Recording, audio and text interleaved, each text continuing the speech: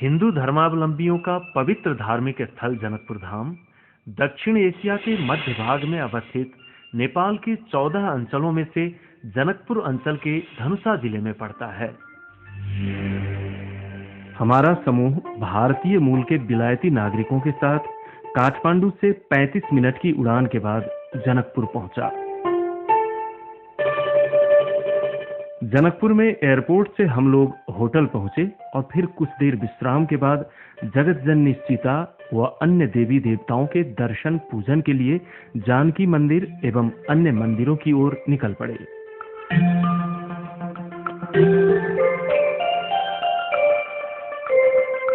नेपाल के मध्यमांचल विकास क्षेत्र के तराई भूभाग में अवस्थित जनकपुर धाम वर्तमान में धनुषा जिले का मुख्यालय है। जनकपुर धाम एक ऐसा ऐतिहासिक स्थल है जो धार्मिक के साथ साथ सांस्कृतिक दृष्टि से भी महत्वपूर्ण है। प्राचीन मिथिला की राजधानी जनकपुर में रहे अनेक मठ मंदिर, कुंड एवं तालाबों का हिंदुओं के बीच विशेष धार्मिक महत्व है। इस पुण्य भूमि पर राजर्षि जनक का दरबार हुआ करता था और यहीं जगत जननी जानकी का मर्यादा पुरुषोत्तम श्री राम के साथ विवाह संपन्न हुआ था। धार्मिक सांस्कृतिक विशिष्टता व अनेक मनमोहक दृश्यों के कारण यह स्थान पर्यटकीय दृष्टि से भी महत्वपूर्ण माना जाता है। अपनी धार्मिक तथा सांस्कृतिक महिमा के माध्यम से जनकपुर न केवल नेपाल में अपितु भारत सहित पूरे संसार में प्रसिद्ध है।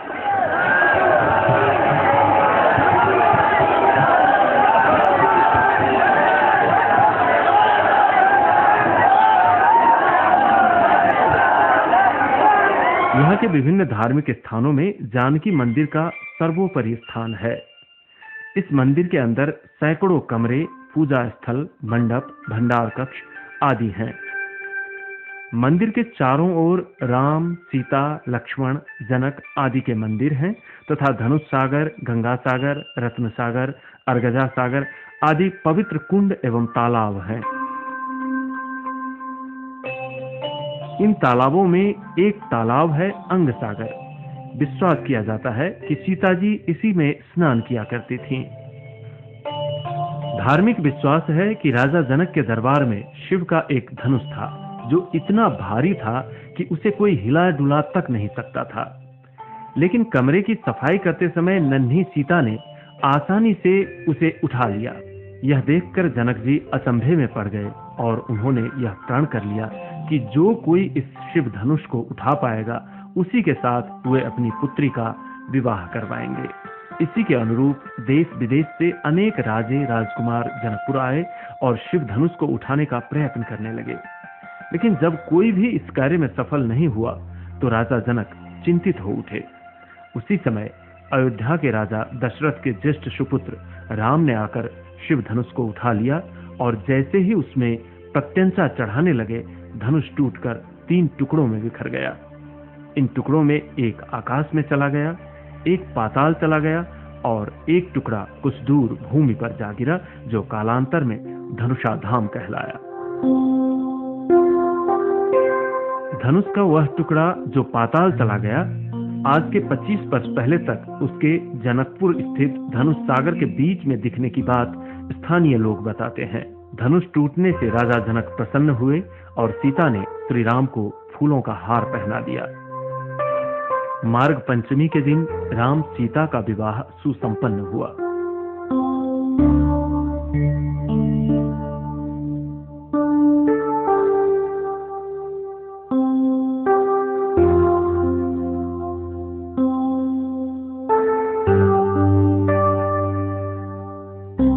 जनकपुर में हर साल रामनवमी, जानकी नवमी, विवाह पंचमी और छठ पर्व में भारी मेले लगते हैं। मेले में दूर दूर से दर्शनार्थी आते हैं। रामनवमी का मेला भगवान श्री राम के जन्मदिन के उपलक्ष्य में लगता है, जबकि विवाह पंचमी का उत्सव राम सीता के विवाह दिन के स्मरण स्वरूप मनाया जाता है।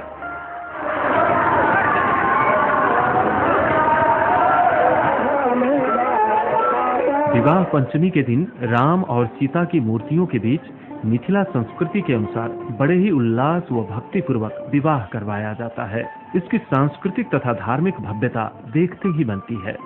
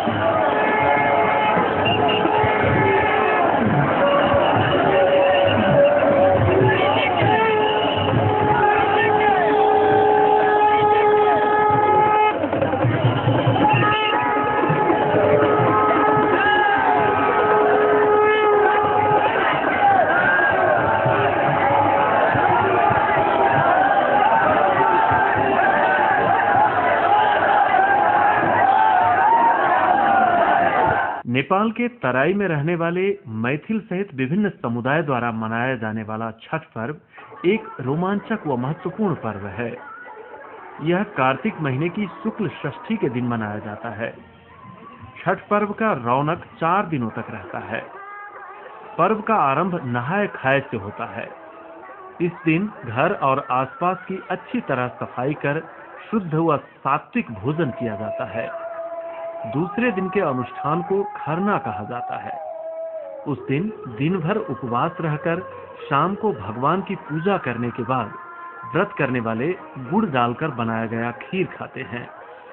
उस दिन परिवार के सभी सदस्य प्रसाद के रूप में खीर पूड़ी आदि ग्रहण करते हैं। तीसरा दिन छठ पर्व का मुख्य दिन माना गया है। इस दिन भर उपवास रहकर शाम को डूबते हुए सूर्य की पूजा की जाती है। इसको संध्या अर्घ्य भी कहते हैं।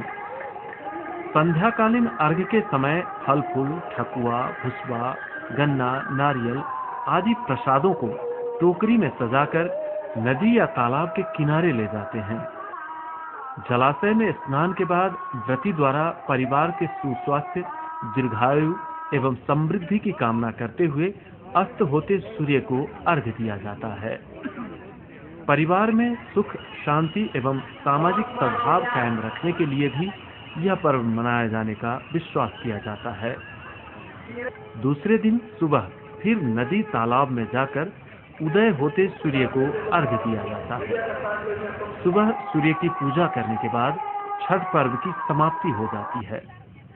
इसी के साथ व्रत करने वाले प्रसाद ग्रहण करते हैं और इस तरह 2 दिनों का कठिन उपवास भी संपन्न होता है। यह पर्व मिथिला सहित संपूर्ण तराई वासियों के लिए विशेष महत्वपूर्ण होता है। सामूहिक रूप में यह पर्व मनाने के लिए परिवार के सभी सदस्य घर में जमा होते हैं। धार्मिक एवं सांस्कृतिक दृष्टि से महत्वपूर्ण माने जाने वाले जनकपुर धाम ने नेपाल के गौरवमय परिचय को संसार भर फैलाया है। इस क्षेत्र का एक बार भ्रमण करना ही चाहिए। नेपाल की राजधानी काठमांडू से 380 किलोमीटर की दूरी पर अवस्थित जनकपुर स्थल मार्ग से सुविधापूर्वक पहुंचा जा सकता है। जनकपुर धाम में खाने पीने व ठहरने के लिए होटलों की अच्छी व्यवस्था है।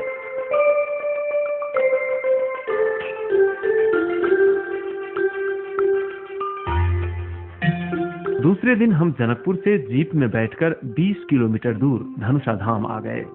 यह धनुषा धाम का मंदिर है। यहाँ धनुषनुमा बड़ी सी आकृति पसरी हुई है। कहा जाता है कि यह शिव धनुष का वह टुकड़ा है जो श्री राम के द्वारा प्रत्यंचा लगाते समय टूटकर जमीन पर आ गिरा था।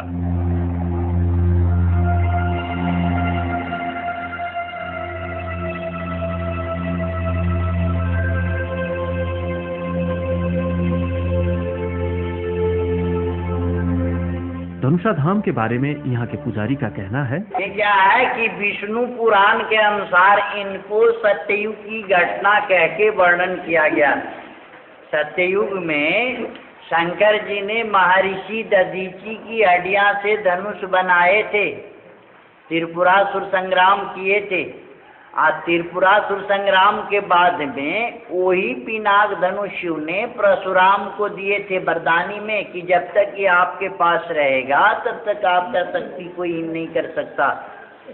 जब उन्होंने क्षेत्रियों को 21 बार नाश कर चुके तो फिर ले जाके शिव जी को देने गए कि प्रभु हमने बहुत हत्या हिंसा कर चुके, अब अपनी अस्त्र को संभालिए, हमको उद्धार होने दीजिए। तो बोले कि देखिए ये पिनाकी धनुष ले जाके आप राजा जनक को दे दीजिए, विजय महाराज को।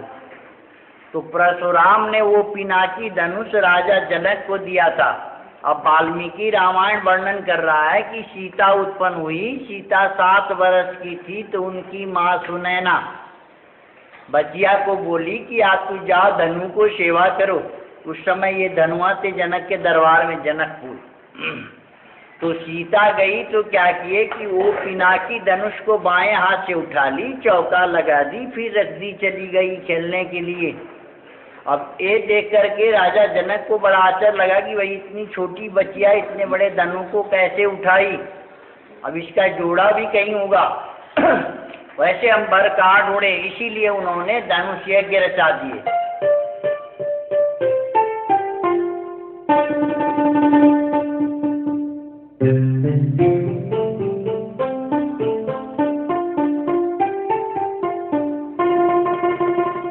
धनुषा धाम के दर्शन के बाद हम जनकपुर धाम लौट आए। जनकपुर धाम पहुंचने पर हमने श्री रामानंद स्मारक एवं जनकपुर धाम के द्वार को देखा।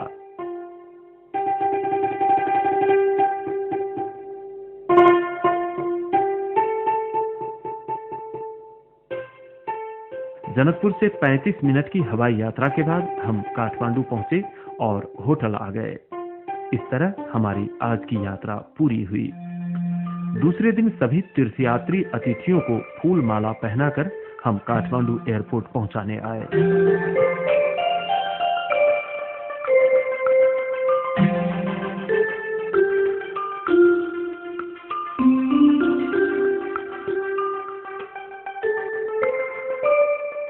भविष्य में फिर मिलने के वादे के साथ हम विदा हुए। जनकपुर धाम की यात्रा न केवल धार्मिक रूप से पर्यटकीय दृष्टि से भी उतना ही महत्वपूर्ण है। इस यात्रा का व्यवस्थापन काठमांडू में रहे मोन तेरेसा ट्रैक्स एंड एक्सपीडिशन प्रणाली ने किया था।